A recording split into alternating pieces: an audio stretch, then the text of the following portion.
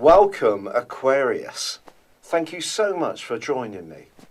This is your in-depth forecast for August 2019. This is for the Sun and the Ascendant. If you've yet to subscribe to my channel, I'd be grateful if you did now. This month has 2 new moons. A phenomenon known as the Black Moon sees the second moon occur on the 30th in the sign of Virgo and on the 1st in the sign of Leo. This is a truly exciting month of opportunity for your zodiac sign. This is because as this month begins, not only does Mercury come to the end of its retrograde and goes direct in an area very much associated with your work and the basic nitty-gritty of everyday life, but also the new moon sees the Sun and Venus combined closely together in your opposite sign of Leo.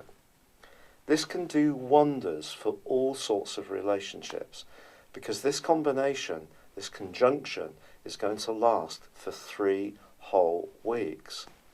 Venus attracts good things to us anyway. Put the Sun alongside and you're supercharging the goodness of Venus.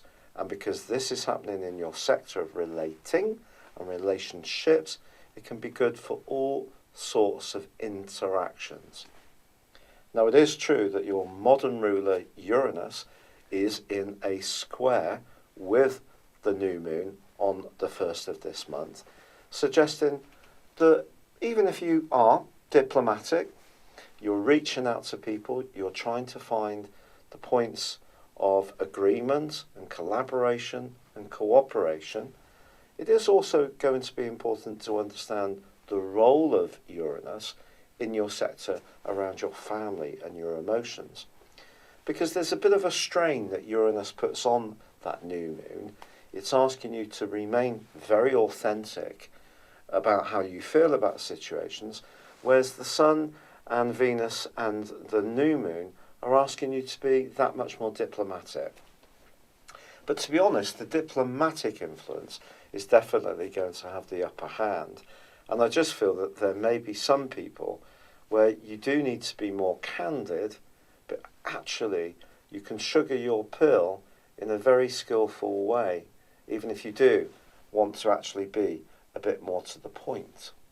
Now, when it comes to being a bit more combative, because the 7th house, it's not just about relationships, it's not just about relating, it's about our open enemies. So the people we're much more conscious of, that perhaps it isn't all milk and honey, whether this is friends that have lost their allure a little bit, neighbours that we don't quite chime with, people in the family that may cause us issues. Well, Mars is also in the sign of Leo through to the 17th. But this is terrific because this can give you a full arsenal of astrological assets that you can deploy. If you do need to firm up your boundaries, Mars will help. If you do need to impress someone with your desirability, well, Venus and the Sun on that new moon are going to give you enormous attractiveness. Equally, on the 4th of this month, the Sun and Venus go into an extraordinarily fortunate angle with Jupiter. Jupiter, of course, has been tracking backwards for 3.5 months to the start of August, and by the 12th goes forwards, and we can all let out a collective sigh of relief. Jupiter is about a happy-go-lucky energy. It's about expansion. It's about good fortune. It's in your sector of friendships and long-term hopes. And if some of those have seemed to have stalled a little bit with this plethora of retrogrades that have been influencing the heavens, it wouldn't really be a surprise. Now, ironically, just as Jupiter goes forwards, your modern ruler of Uranus does go into a retrograde.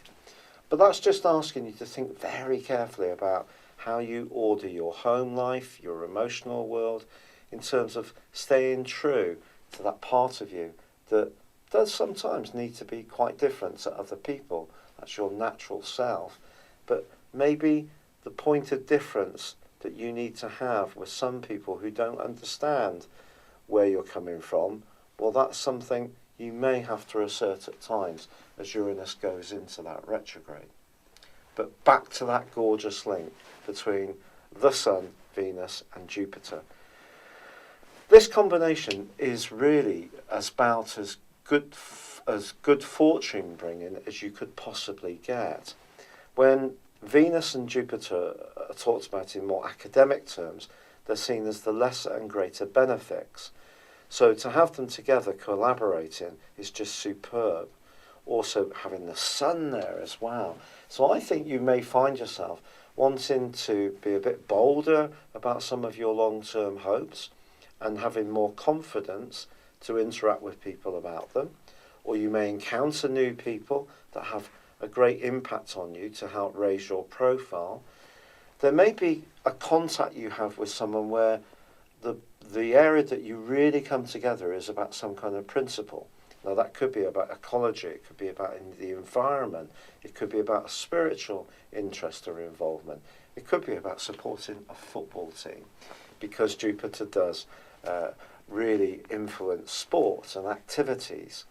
So whichever way you do come together with people, I do feel you can have a real stroke of fortune between the 4th and the 11th of this month.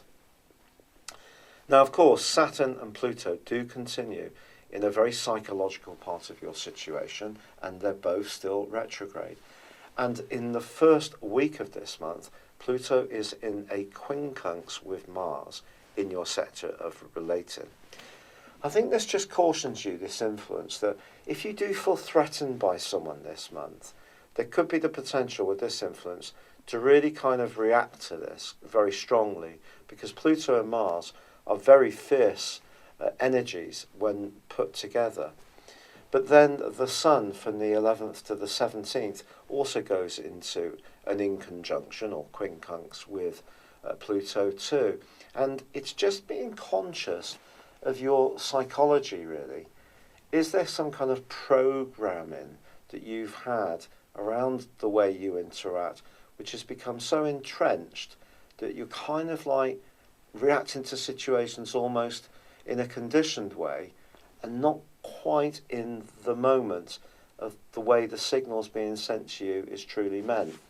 So just bear that in mind. You could feel threat when no threat is intended, because generally there is a huge potential for developing collaboration, cooperation and improved links. And if you are single, this set of energies this month is just fantastic. It really is. Now, it is true that on the 15th there is a full moon in your zodiac sign. But it's just saying to you that if there is a relationship that despite your best efforts, despite your diplomacy, despite your generosity of spirit, your humanity, all things that are very much part of the Aquarius creed, it's still not working. You may feel that you have no choice but to bring it to a close. Now, the interesting thing is you then have a load of planetary energy from the 18th, which is much more to do with ends and beginnings. But no one's going to leave your world unless you really want them to, or it's really meant to be. It's more about where you've done your best and you really know it's not going to go better.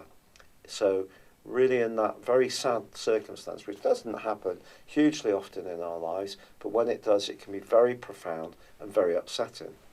But what this full moon is saying to you is that if there is a separation that's needed, try to do it with as much decorum as you can possibly muster. To try to let go as respectfully as possible. Venus is asking you to be philosophical about any separation.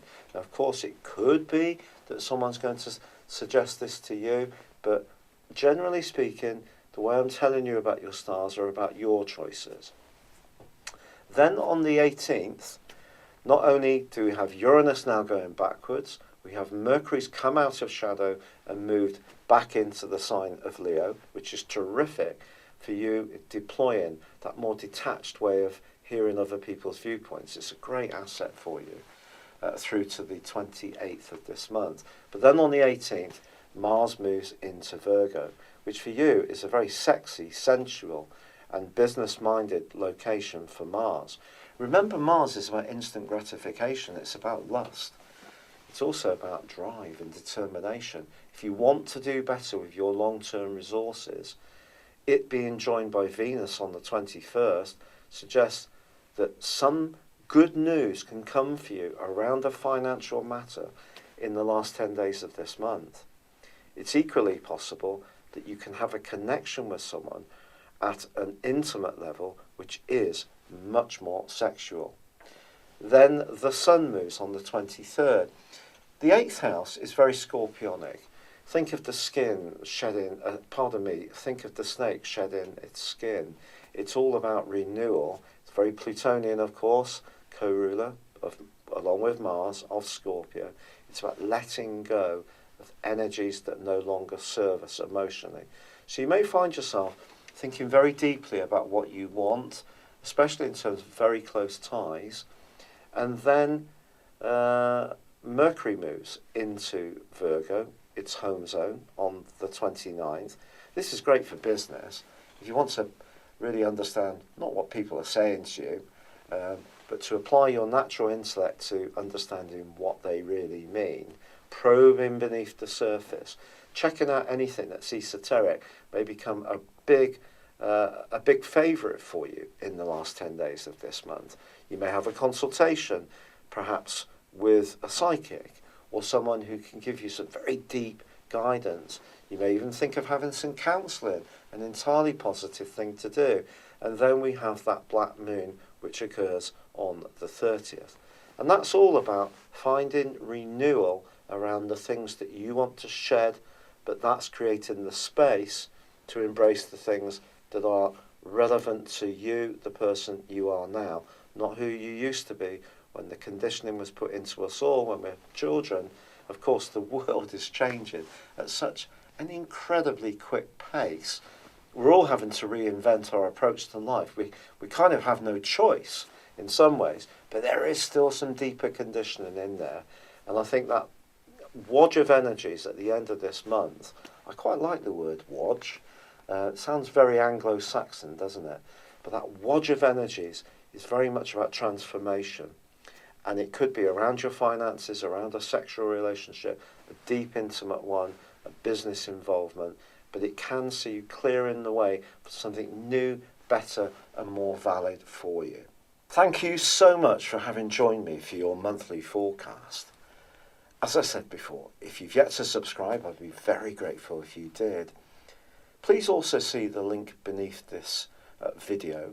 You can get yourself a free birth chart, or if you'd like to check out my new personal horoscope store, get 30% off your combination of your character analysis and 12-month forecast. This is using a technique called directions, which advances your personal horoscope for 1 degree of your life for each year of your life. And it's a very accurate form of forecasting. This, along with a progressed moon and your normal transit, give you a very authoritative document about what's going on in terms of the upcoming 12 months. Please see beneath this video for that link, and there is a 30% offer for that. But for now, thank you so much for joining me. Good luck and goodbye.